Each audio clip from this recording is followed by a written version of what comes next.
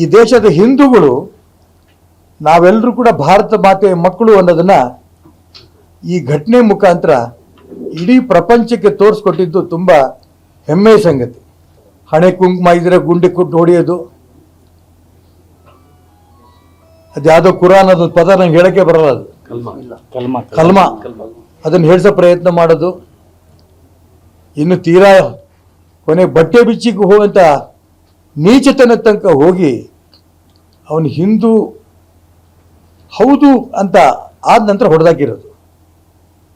ಇಡೀ ಪ್ರಪಂಚದ ಯಾವ ಹಿಂದೂ ಕೂಡ ಇದನ್ನು ಸಹಿಸಲ್ಲ. ದೇಶದ ಪ್ರಧಾನಮಂತ್ರಿ ನರೇಂದ್ರ ಮೋದಿಯವರು ಒಂದು ರೀತಿಯ ಸಿಂಹದ ರೂಪದಲ್ಲಿ ಗರ್ಜಿಸಿದ್ರು ಬಿಹಾರ್ನಲ್ಲಿ ಆ ಸಾರ್ವಜನಿಕ ಸಭೆಯಲ್ಲಿ. ಅವ್ರು ಹೇಳಿದ್ರು, ಬಾಯಿ ಬಿಟ್ಟು ಹೇಳಿದ್ರು, ನಾನು ಎಲ್ಲೋದ್ರೂ ಅತಿ ಹೆಚ್ಚು ಹಿಂದಿನಲ್ಲಿ ಮಾತಾಡ್ತೇನೆ, ಆದರೆ ಪ್ರಪಂಚಕ್ಕೆ ಗೊತ್ತಾಗಬೇಕು, ಅದೊಂದೇ ಕಾರಣಕ್ಕೆ ನಾನು ಇಂಗ್ಲಿಷಲ್ಲಿ ಮಾತಾಡ್ತಾ ಇದ್ದೇನೆ.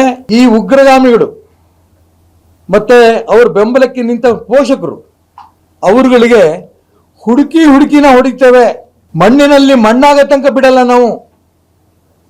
ಈ ರೀತಿ ಒಂದೊಂದು ಅವ್ರ ಹೇಳಿಕೆಯನ್ನು ಕೂಡ ಇಡೀ ಪ್ರಪಂಚದ ಯಾವುದೇ ಒಬ್ಬ ಸ್ವಾಭಿಮಾನಿ ಸ್ವಾತಂತ್ರ್ಯ ಬೇಕು ಅಂತ ಅಪೇಕ್ಷೆ ಪಡೋಂಥ ವ್ಯಕ್ತಿಗಳಿಗೆ ಪ್ರೇರಣೆಯಾಗಿ ಅವರ ಮಾತುಗಳು ನಾವೆಲ್ಲ ಕೂಡ ಕಂಡ್ವಿ. ಎಷ್ಟು ಮಟ್ಟಿಗೆ ಹೇಳಿದ್ರು, ಜೀವನದಲ್ಲಿ ಅವ್ರು ಊಹೆ ಮಾಡಬಾರ್ದು ಅಂಥ ಶಿಕ್ಷೆ ನಾವು ಕೊಡ್ತೇವೆ, ಬಿಡಲ್ಲ.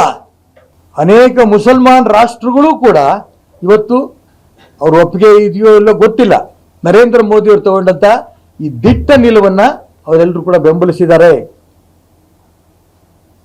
ಹೀಗೆ ಒಬ್ಬ ದೇಶದ ಪ್ರಧಾನಮಂತ್ರಿ ಹೇಗಿರಬೇಕು ಅಂತ ಪ್ರಪಂಚಕ್ಕೆ ಮಾದರಿ ಪ್ರಧಾನಮಂತ್ರಿಯಾಗಿ ಮಾನ್ಯ ನರೇಂದ್ರ ಮೋದಿಯವರು ನಡ್ಕೊಂಡಿದ್ದು ನಾವೆಲ್ಲ ನೋಡ್ತಾ ಇದ್ದೀವಿ.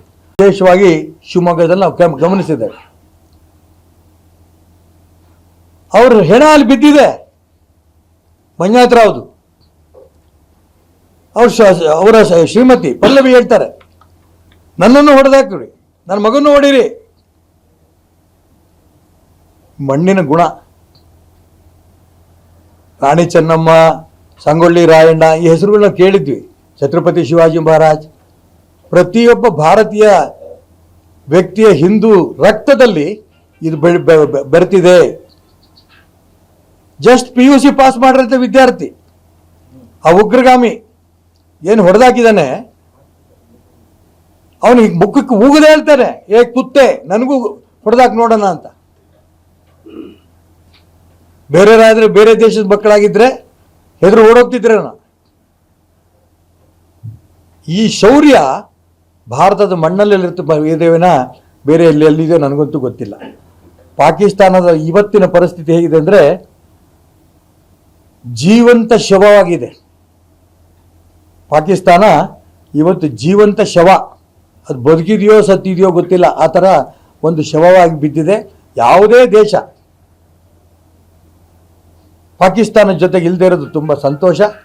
ಹಾಗಾಗಿ ನಾವೆಲ್ಲರೂ ಕೂಡ ನರೇಂದ್ರ ಮೋದಿಯವರು ತಗೊಂಡ್ರಂಥ ಈ ದಿಟ್ಟ ಒಂದು ಹೆಜ್ಜೆಗೆ ಇಡೀ ಸಮಾಜ ಒಂದಾಗಿ ಅವರು ಬೆಂಬಲಿಸೋಣ ಅಂತ ಮಾತ್ರ ಈ ಸಂದರ್ಭದಲ್ಲಿ ನಾನು ಹೇಳೋಕ್ಕೆ ಇಷ್ಟಪಡ್ತೇನೆ. ಈ ಬಾರಿ ನಾನು ಈ ಸಂದರ್ಭದಲ್ಲಿ AICC ಅಧ್ಯಕ್ಷರಾದ ಮಲ್ಲಿಕಾರ್ಜುನ್ ಖರ್ಗೆ ಅವ್ರನ್ನ ನಾನು ಅಭಿನಂದನೆ ಸಲ್ಲಿಸೋಕ್ಕೆ ಇಷ್ಟಪಡ್ತೇನೆ.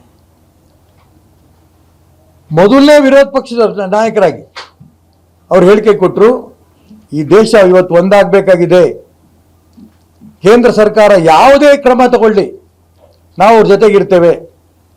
ಇದು ಇಡೀ ದೇಶದ ಜನರು ಒಂದು ರೀತಿಯ ಸ್ಫೂರ್ತಿ ಕೊಡ್ತು.